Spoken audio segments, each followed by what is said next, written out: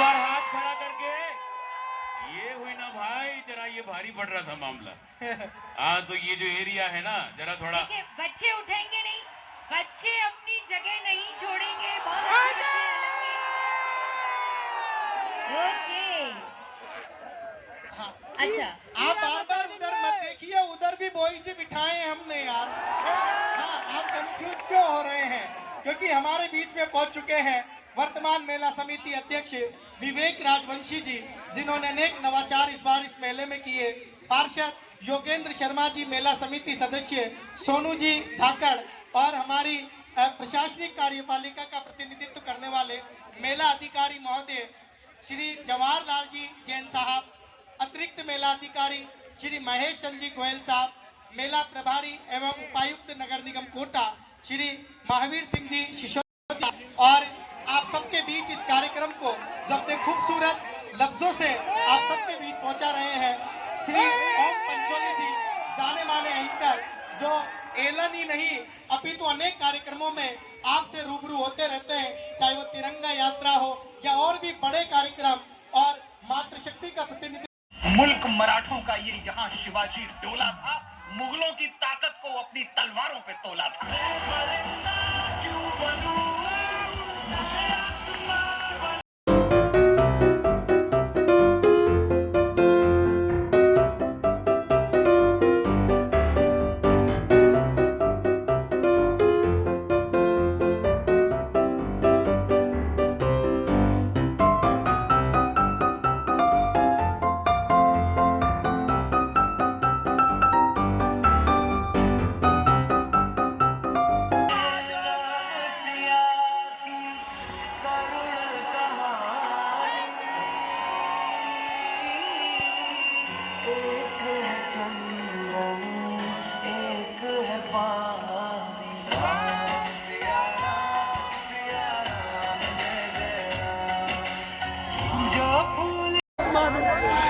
क्या बताएं वो कितनी सुंदर थी, क्या बताएं वो कितनी सुंदर थी। तेज बरसात के महीने में सनसनाती हुई हवा थी वो, होंठ से आ गिरी हथेली पर कोई मासूम सी दुआ थी वो। कह रही है जैसे मेरे बस में है, मैं तुझे कैसे भुला दूं, तू मेरी नस नस में है। इतना आसान है किसी को भूल जाना? खैर, ना मैं अपने सपने छोड़ पाया, ना मैं सरकारी नौकरी ढूंढ पाया, लेकिन मैंने सुना है कि सरकारी स्कूल में पढ़ने वाले उसके बच्चे फैन हैं मेरे। एक ने तो अभी पिछले साल अपने एनुअल फंक्शन में फर्स्ट प्राइज जीता, क्या गा के, तेरी मिट्टी। कभी मिल जाए तो पूछूंगा उससे कि वो मोहब्बत जो मैंने तुमसे की, क्या कभी उसको भूल पाती हो? वो मोहब्बत जो मैंने तुमसे की, क्या कभी उसको भूल पाती हो? जब मुझे देखती हो टीवी पर, अपने बच्चों को क्या बताती हो? साथियों, टूटा हुआ दिल वो न्यूक्लियर पावर है जिससे बिजली बना के आप पूरी दुनिया में उजाला भी कर सकते हैं और बम बना के पूरी दुनिया में विध्वंस भी कर सकते हैं। चॉइस आपकी है कि आपको करना क्या है अपने टूटे हुए दिल में। याद रखिएगा, सूरज तो बो दिया, लेकिन किसी के दिल में अपनी मोहब्बत का दिया जला नहीं पाया। वो जिसके लिए सैकड़ों गाने, सैकड़ों गीत जो भी आप सुन रहे थे, ये सब लिख डाले, कभी पास बिठा के उसको कुछ सुना नहीं दिया। सवाल एक छोटा सा था जिसके पीछे ये पूरी जिंदगी बर्बाद कर ली। भुलाऊं किस तरह वो दोनों आंखें, किताबों की तरह जो याद कर ली। देखिए, आपके गुरुजन, आपके कोचिंग वाले, हमारे श्रद्धेय सारे टीचर्स वो मना करेंगे, लेकिन फिर भी आज मैं आपको मोहब्बत सिखा के जाऊंगा। Yes sir! सीखोगे? हाँ! जरूर सीखना, क्योंकि मोहब्बत से बड़ा कोई मोटिवेशन नहीं हो सकता मेरे भाई। सबसे बड़ा मोटिवेशन है मोहब्बत। अगर उसे पा लिया तो ये मोटिवेशन कि तुझे रानी बना के रखेंगे, और अगर खो दिया तो ये मोटिवेशन कि एक दिन तुझे राजा बन के दिखाएंगे। जिस धुएं में जवानियां खोई उसमें मैं भी तो खो गया होता।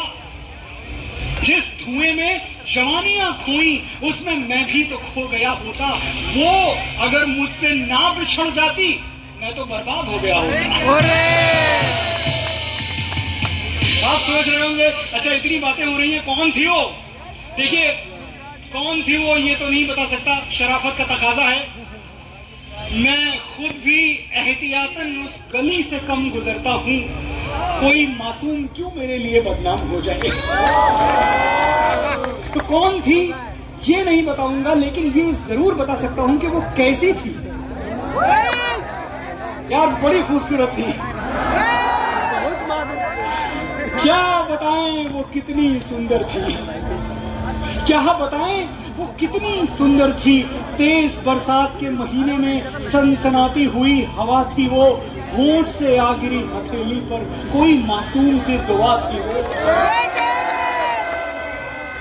सबके जैसे, नोट कर लो काम आएगा, सबके जैसी मगर अलग सबसे एक थी वो, हजारों लाखों में मंदिरों में जले दिए जैसे वो उजाला था उसकी आंखों में। उसकी आवाज ऐसी थी जैसे फूल बातें करें बहारों से, या उतरती हो झूमती गाती जैसे कोई नदी पहाड़ों से। देखो तो क्या थी, सिर्फ एक लड़की, और सोचो तो नूर का समंदर थी। क्या बताएं वो कितनी सुंदर थी।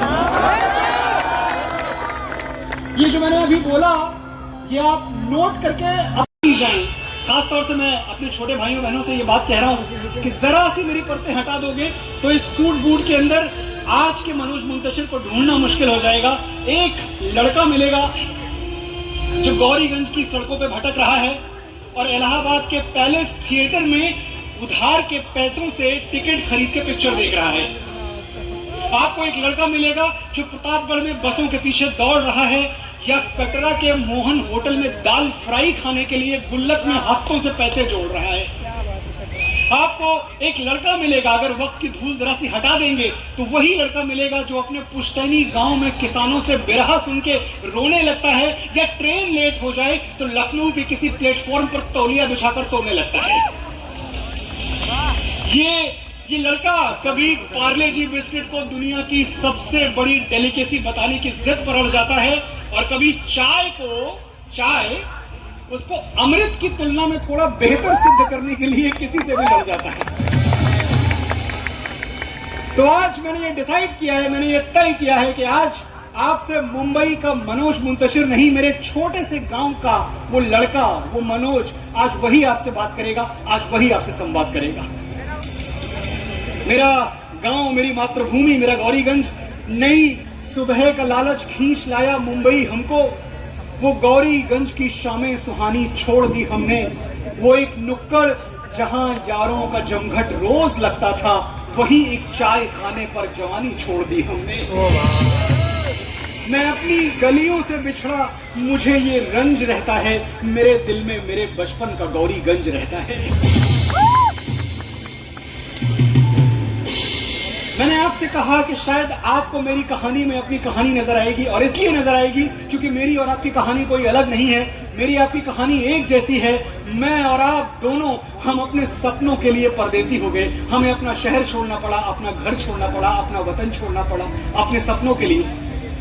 लेकिन मैं ये समझता हूं कि गृह त्याग करना विद्यार्थी होने की सबसे बड़ी, सबसे एसेंशियल, सबसे पहली शर्त है।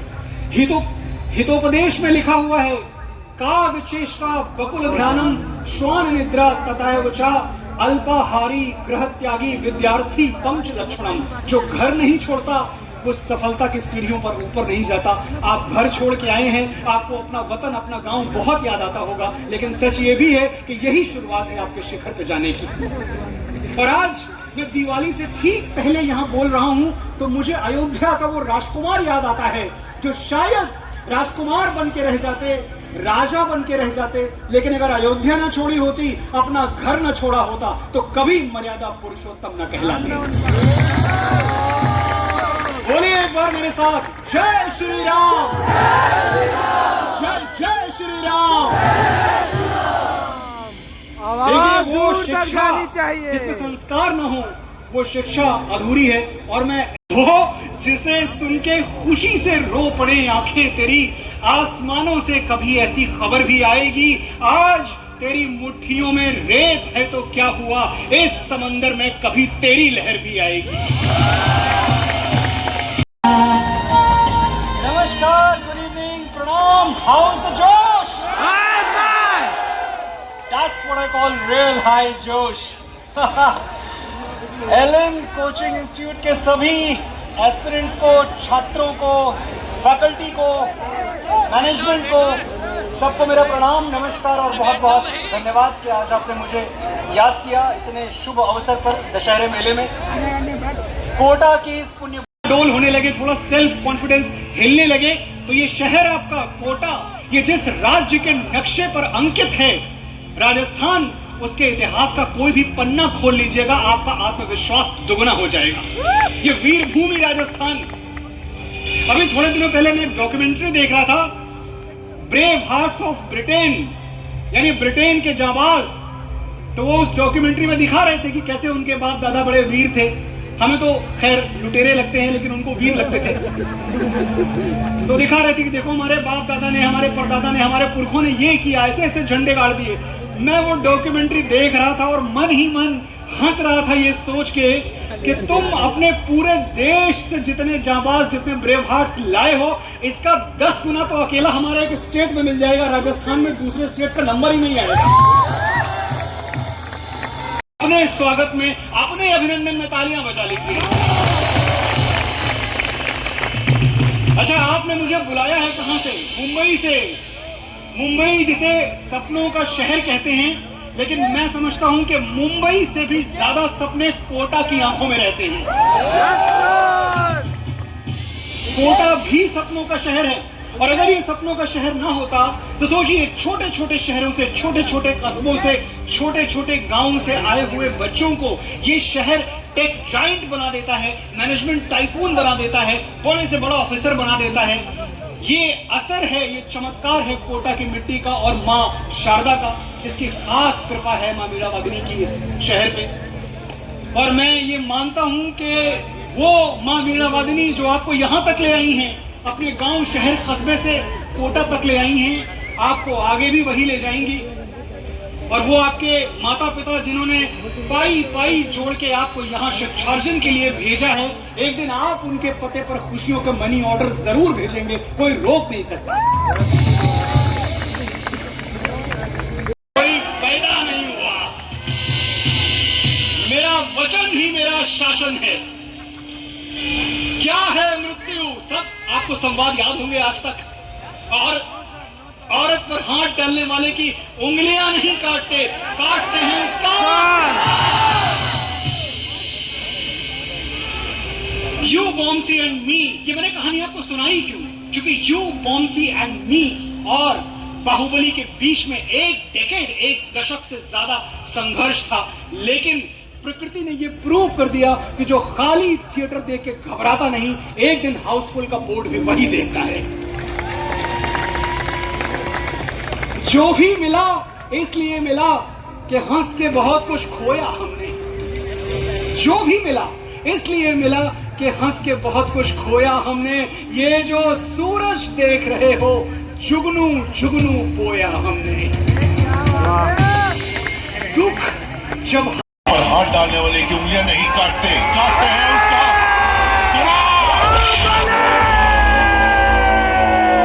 जय जयकारा, जय जयकारा, स्वामी देना साथ हमारा।